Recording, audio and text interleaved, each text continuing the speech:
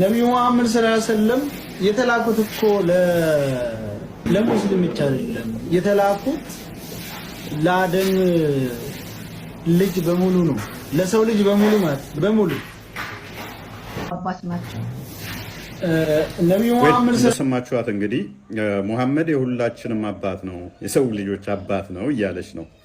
ቁርአኑ ደግሞ እንደዚህ ይላል፣ ሙሐመድ ከወንዶቻችሁ የአንድም ሰው አባት አይደለም ይላል። እንግዲህ ሙስሊሞች የተከራዩቸው እንደ ፖፖ የሚጸዳዱባቸው ክርስቲያን ነን የሚሉ ግን ያልሆኑ እንደዚህ ሲቀጥፉና እስልምናን ፕሮሞት ሲያደርጉ ታገኟቸዋላችሁ።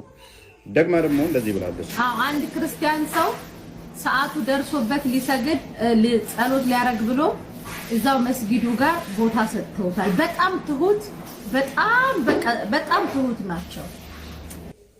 መልካም እንግዲህ እንደሰማችኋት ሙሐመድ ከደግነቱ የተነሳ ክርስቲያኖች መስጊድ ውስጥ እንዲጸልዩ ይፈቅድ ነበረ፣ መስጊድ ውስጥ እንዲጸለይም ያደርግ ነበር ትላለች። አላህ ደግሞ በቁርአኑ ላይ ሙስሊሞች እንዲህ ብሎናል ብለው ያምናሉ። ሱራ 9:28 ላይ እናንተ ያመናችሁ ሆይ አጋሪዎች እርኩስ ብቻ ናቸው፣ ከዚህም ማመጣቸው በኋላ የተከበረው መስጊድ አይቅረቡ ይላል። ልጅቷ ነው ትክክል ወይንስ አላህ ነው ትክክል?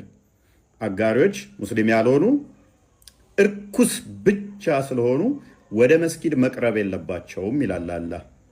እሷ ነች ወይንስ አላህ ነው ትክክል? ሙስሊሞች ኦኬ። አብራት ያለውም ኡስታዝ ያሞጋገሰ የናይጄሪያን ክርስቲያኖችን ለማለት ነው። ከዚህ በፊት ኡስታዝ አቡበከርም ብሎታል። መስጊድ ውስጥ እንደጸለዩ ተናግሯል። ስህተትና ውሸት ነው። ፈትዋቸው ላይ እንዲህ ብለው አስቀምጠውታል። We could not find a chain of narration for this story except for this one on the authority of Ibn Ishaq, which has the same narrator missing in its chain of transmission, indicating it is weakness. የተላለፈው በአንድ ቼን ኦፍ ናሬሽን ሲሆን እሱም በኢብን ኢሻቅ የመጣ ሲሆን ደካማ ማስረጃ ነው ይላል።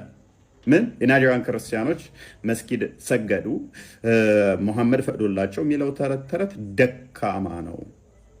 In any case, if this report is proven authentic, በማንኛውም ሁኔታ ይሄ የተባለው ነገር እውነት ቢሆን እንኳን አሉ it does not indicate that it is permissible for the non-Muslim to enter the masjid and perform their prayer therein ይላል ማለት ነው።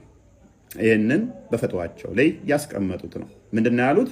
በማንኛውም ሁኔታ እንደው ይሄ የተባለው ነገር ደካማው መረጃ ነው፣ ክርስቲያን ሰገደ መስጊድ ምናምን ሙሐመድ ፈቀደለት ሚለው ደካማና ውሸት ነው። እውነት ነው ቢባል እንኳን በፍጹም አይቻልም። መረጃው የመጣው ይሄ እንኳን ትክክል ነው ቢባል እንኳን ከቁርአኑ ጋር ስለሚጋጭ አይቻልም። መስጊድ መግባትና መስገድ አይችሉም። ደግሞም እንዲህ ብላለች፣ ሴትም ወንድም እኩል ነው። እንደገና ደግሞ ሴት ልጅ እንድታለቅስ እንድታዝን እንዳታደርጋት ይላሉ። ለሙሐመድ እኮ አማና ጥልጃለው ሴት ልጅ አማና ናት። እኔ ስለሳቸው በጣም ብዙ አንብቤያለሁ። አሁን ቲክታክ ሲመጣ ዘልዛላ ሆንኩኝ እንጂ ኢትዮጵያ ያለው በጣም አነብ ነበር። መልካም ኦኬ። አላህ ደግሞ ስለ ሴቶች ወንዶች ጋር እኩል ናቸው ብሏልን? እንዲህ ብሏል፣ ወንዶች በሴቶች ላይ ቋሚ አሳዳሪዎች ናቸው። አላህ ከፊላቸውን በከፊሉ ላይ በማበላለጡ እኩል ሳይሆን በማበላለጡና ወንዶች ከገንዘቦቻቸው ለሴቶች በመስጠታቸው ነው ብለዋል። ሴቶች እንዳያለቅሱ ምናምን። ኦኬ። እዚያ ማመፃቸውን የምትፈሩትን ገስጿቸው፣ በመኝታ ተለያዩዋቸው፣ ምቷቸው። አላህ ነው ትክክል ወይንስ ልጅቷ? ሴቶች እንዳያለቅሱ ሙሐመድ ከልክሏል። ለሴቶች በጣም ትልቅ መፍትሄ ሰጥቷል። ወንድና ሴትን እኩል አድርጓል ትላለች። አላህ ደግሞ ኖ እኩል አይደላችሁም አበላልጫቸዋለሁ ይላል። እንደዚህ እንደ ፖፖ ተከራይታችሁ አፋቸው ላይ የምትጸዳዱ በእነሱ የተጸዳዳችሁባቸውን እንዲያቀረሹ የምታደርጓቸው ሰዎች አላህን እያሰደቡባችሁ ነው። ነብያችሁስ ምን ብሏል ስለ ሴቶች? አይመቱ ነው ያለው። ሱናን ኢብን መጃ 1985 ላይ እንደዚህ ይላል፣ ኦ ሜሴንጀር ኦፍ አላህ the women have become bold toward their husbands። ሴቶች በወንዶች ላይ ጠንካራ እየሆኑ ነው ብለው ጠየቁት፣ ነገሩት ለሙሐመድ። እየተገዳደሩ ነው። በቃ እኩል ነን እያሉ ነው። ምን አለ ሙሐመድ?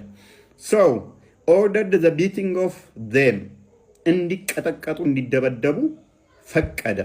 and they were beaten ከዛም ተደበደቡ። then many women went around the family of Muhammad.